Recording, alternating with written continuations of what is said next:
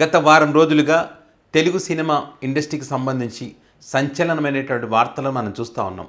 ముఖ్యంగా ఇటు సినిమా రంగంలోనూ అటు రాజకీయంలోనూ యాక్టివ్గా ఉన్నటువంటి ప్రస్తుత డిప్యూటీ సీఎం పవన్ కళ్యాణ్కి సంబంధించినటువంటి సన్నిహితులకు సంబంధించే ఇప్పుడు పెద్ద ఎత్తున చర్చ జరుగుతుంది.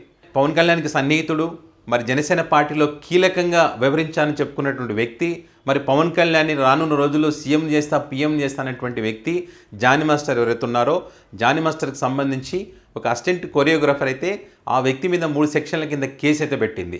అదేవిధంగా ప్రముఖ దర్శకుడు, పవన్ కళ్యాణ్కి ఆత్మీయుడు, పవన్ కళ్యాణ్ గురూజీ అని పిలుచుకున్నటువంటి వ్యక్తి, మరి పవన్ కళ్యాణ్ ఎక్కడ ఏది మాట్లాడాలన్నా కూడా ఆ వ్యక్తి మాటలు రాసే మాటల మాంత్రికుడు అని చెప్పబడేటువంటి త్రివిక్రమ్ శ్రీనివాస్కి సంబంధించి వీరిద్దరికి సంబంధించి వాళ్ళు మరి సినిమా ఇండస్ట్రీలో అవకాశాలు ఇస్తామని చెప్పి వాళ్ళకి నచ్చిన వాళ్ళని ఏ రకంగా వాళ్ళు వాడుకున్నారనే దానికి సంబంధించి ఇప్పుడు పెద్ద ఎత్తున చర్చ జరుగుతుంది. ముఖ్యంగా పూనం కౌర్ పెట్టినటువంటి పోస్ట్ అయితే సంచలనంగా మారింది. ఏదైతే జానీ మాస్టర్కి సంబంధించినటువంటి కేసులో మా అసోసియేషన్ స్పందించింది, కానీ గతంలో నన్ను అనేక మంది ఇబ్బందులు గురి చేశారు. సో దానికి సంబంధించి నేను కంప్లైంట్ ఇస్తే ఎవరు పట్టించుకోలేదు. ఒకవేళ అప్పుడే గనక స్పందించి చర్యలు తీసుకొని ఉంటే ఈరోజు ఇలాంటి పరిణామాలు చోటు చేసుకోకుండా ఉండేవని చెప్పి, కానీ ఎవరు కూడా నా బాధను పట్టించుకోలేదు. ఎందుకంటే నాకు రాజకీయంగా వెనక సపోర్ట్ ఎవరు లేరు, నాకు రాజకీయ పలుకుబడి లేదు, కాబట్టే నన్ను పక్కన పెట్టారు. మరి వారు రాజకీయంగా బలంగా ఉన్నారు, సినిమా ఇండస్ట్రీలో పెద్దవాళ్ళు, వాళ్ళు ఏది చెప్తే అది నడుస్తుందనే ఉద్దేశంతో మరి వాళ్ళని కాపాడారని చెప్పి ఈరోజు పూనం కౌర్ పెట్టినటువంటి పోస్టు. మన కోల్కతాలో జూనియర్ డైరెక్టర్కి సంబంధించినటువంటి ఘటన ఏదైతే ఉందో, ఈ ఘటనకి సంబంధించి జానీ మాస్టర్ మొన్న లెక్చర్లు దంచారు. వేరే రాష్ట్రాల్లో ఇలాంటి ఘటనలు జరుగుతున్నాయి కానీ మన రాష్ట్రాల్లో జరగట్లేదని చెప్పి, ఈయనతో పాటు మరికొంతమంది మన రాష్ట్రంలో ఎలాంటి అఘాయిత్యాలు జరగట్లేదు, మరి సేఫ్ హ్యాండ్స్లో మన రాష్ట్రాలు ఉన్నాయని చెప్పి చెప్పినటువంటి పరిస్థితి. అది చెప్పిన వారం రోజులు కాకముందే మరి ఆ వ్యక్తికి సంబంధించి ఒక మహిళను ఏ రకంగా శారీరకంగా మానసికంగా చిత్రవదకు గురి చేశాడనే దానికి సంబంధించి బయటకు వచ్చినటువంటి పరిస్థితి. అదేవిధంగా మాటల మాంత్రికుడు త్రివిక్రమ్కి సంబంధించి సినిమాల విలువల గురించి, అనుబంధాల గురించి, మహిళల గురించి గొప్పగా డైలాగులు రాసేటువంటి త్రివిక్రమ్ శ్రీనివాస్ నిజ జీవితంలో మాత్రం ఆ విలువలు కానీ, ఆ మహిళలను గౌరవించడం కానీ ఇలాంటివి ఏవి ఉండవని చెప్పి మరి పూనం కౌర్ పెట్టినటువంటి పోస్ట్ యొక్క సారాంశం. మరి ఇదే కాకుండా మరి ప్రముఖ నిర్మాత అయినటువంటి త్రిపురనేని చిట్టిబాబు కూడా ఒక మీడియా ఛానల్లో కొన్ని విషయాలు చెప్పడం జరిగింది. ఈ పూనం కౌరే కాదు, పార్వతి మెల్టన్ కూడా పవన్ కళ్యాణ్ తన దగ్గరికి రమ్మని అడిగాడని చెప్పి గతంలో పార్వతి మెల్టన్ కూడా కంప్లైంట్ చేసిందనే విషయాన్ని కూడా ఈరోజు త్రిపురనేని చిట్టిబాబు చెప్పినటువంటి పరిస్థితి మనం చూస్తూ ఉన్నాం. సో ఈ రకంగా డిప్యూటీ సీఎం పవన్ కళ్యాణ్, అదేవిధంగా ఆయనకు సన్నిహితులుగా ఉండేటువంటి వారి చుట్టే ఇప్పుడు పెద్ద ఎత్తున చర్చ జరుగుతుంది, వీళ్ళు మహిళలను వేధిస్తున్నారు అని చెప్పి.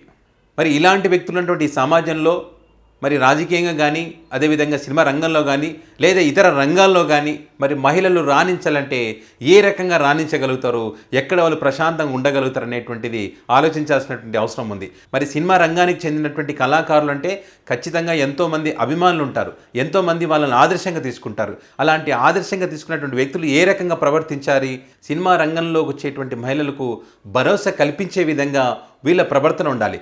కానీ ఇప్పుడు అలాంటి పరిస్థితులు ఉన్నాయంటే లేవనేటువంటి సమాధానమే మనకు వినిపిస్తుంది. సరే, మరి సినిమా రంగం లేదు, ఇటు రాజకీయ రంగం లేదు, ఇతర రంగాలు లేకున్నప్పటికీ మరి మీడియా కూడా అదే రకంగా తయారైనటువంటి పరిస్థితి మనం చూస్తూ ఉన్నాం. మరి కాదంబరికి సంబంధించి, ముంబై నటి కాదంబరికి సంబంధించినటువంటి ఎపిసోడ్లో ఒక రకంగా ప్రవర్తిస్తూ ఉన్నారు, ఈ జానీ మాస్టర్ ఎపిసోడ్కి సంబంధించి ఒక రకంగా చూస్తూ ఉన్నారు.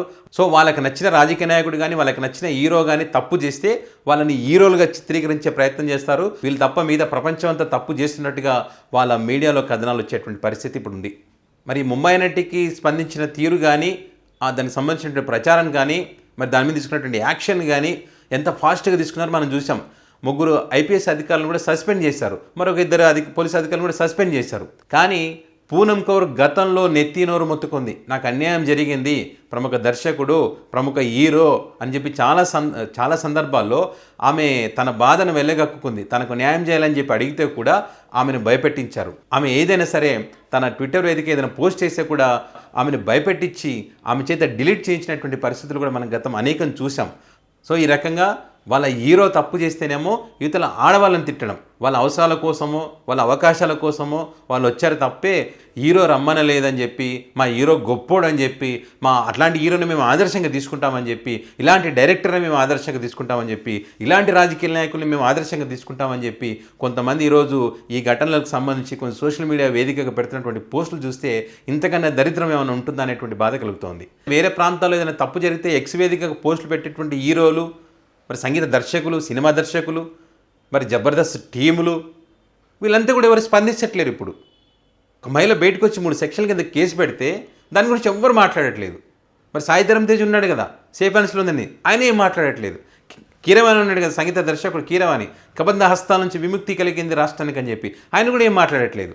ఎందుకంటే వాళ్ళకి సంబంధించినటువంటి వ్యక్తులు. ఇప్పుడు వీళ్ళంతా జానీ మాస్టర్ కానీ, త్రివిక్రమ్ శ్రీనివాస్ కానీ, వీళ్ళంతా పవన్ కళ్యాణ్కి సంబంధించినటువంటి వ్యక్తులు, పవన్ కళ్యాణ్కి దగ్గరగా ఉండేటువంటి వ్యక్తులు కాబట్టి దీని గురించి ఎవరు మాట్లాడరు. ఇటు సైడ్ ఏదైనా చేశారనుకోండి, అది జరగకపోయినా కూడా వాంటెడ్గా చేసి మరి దాన్ని పెద్ద ఎత్తున ప్రచారం చేసి దాని గురించి డిబేట్లు పెట్టి వాళ్ళ బతుకులు బజార్కిడిస్తారు. సో వీళ్ళు ఈ రకంగా మౌనంగా ఉంటే తన పార్టీకి సంబంధించినటువంటి ఆ జానీ మాస్టర్ ఏదో మరి పార్టీ కార్యక్రమాలకు దూరంగా ఉండాలని చెప్పి అక్కడితో ఆగిపోయారే తప్పితే, మరి దీనికి సంబంధించి ఖచ్చితంగా ఆ మహిళకు న్యాయం చేస్తామని చెప్పి కానీ, ఇలాంటి భవిష్యత్తులో జరగకుండా చూసుకుంటామని చెప్పి కానీ, మరి డిప్యూటీ సీఎంగా మరి బాధ్యతాయుతమైనటువంటి మంత్రిగా ఉండి బాధ్యతయుతమైన పదవిలో ఉన్నటువంటి పవన్ కళ్యాణ్ గారు ఎక్కడ కూడా మాట్లాడటం లేదు. గతంలో మహిళలకు సంబంధించి ఏ రకంగా మాట్లాడారో అందరికీ తెలిసిందే. దాని గురించి మళ్ళీ ప్రత్యేకంగా మాట్లాడాల్సినటువంటి అవసరం ఏమీ లేదు. ఇంకా గతంలో వైఎస్ జగన్మోహన్ రెడ్డి ముఖ్యమంత్రిగా ఉన్నప్పుడు. కానీ ఇప్పుడు మాత్రం ఇంకా మౌన దీక్షనే చేస్తూ ఉన్నారు. మరి ఈ మౌన దీక్ష ఎందుకు చేస్తున్నారో, మరి ఈ మౌన దీక్ష ఎప్పుడు వీడతారో, బహుశా జగన్మోహన్ రెడ్డి ముఖ్యమంత్రి అయితే తప్ప ఈ మౌన దీక్ష వీడేటట్టుగా కనిపించట్లేదు పవన్ కళ్యాణ్ గారు. సో చూడాలి. జానీ మాస్టర్ అనే తీగను లాగాము, డొంక కదిలింది. ఇంకా సంచలనమైనటువంటి నిజాలు బయటకు వచ్చేటువంటి అవకాశం ఉంది సినిమా ఇండస్ట్రీలో అనేటువంటి చర్చ అయితే ప్రస్తుతం జరుగుతుంది. మరి ఏం జరుగుతుందనేది చూడాలి.